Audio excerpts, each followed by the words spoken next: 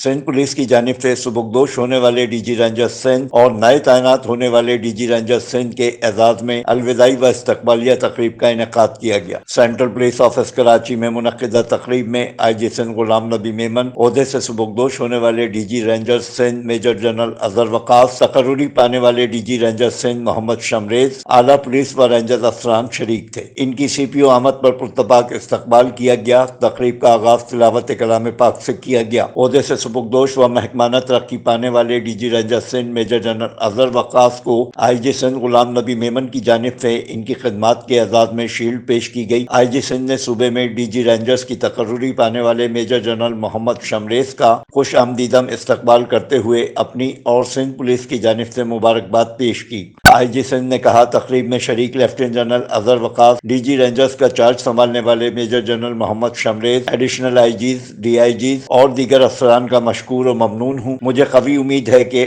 आप अपनी मेहनत, पेशा वाराना सलाहियत और लगन की बदौलत तरक्की की मजीद मनाजिल तय करेंगे। आपने जिम्मेदारियों को बतरीक़ एहसन अंजाम दिया और इनका क्रेडिट हमें दिया। अल्लाह पाक मुखलिस बंदों को ही इनामात से नवाजता है। उन्होंने कहा, मेजर जनरल मोहम्मद शमरेज को बतौर डीजी रेंजर सिंध के ओहदे की मुबारकबाद देता हूँ। सुबुकदोश होने वाले डीजी रेंजर्स ने पुरतपाक और शानदार अलविदाई तकरीब पर आईजी सिंध व दीगर का शुक्रिया अदा किया। Afzal Khan, C110 news, Karachi.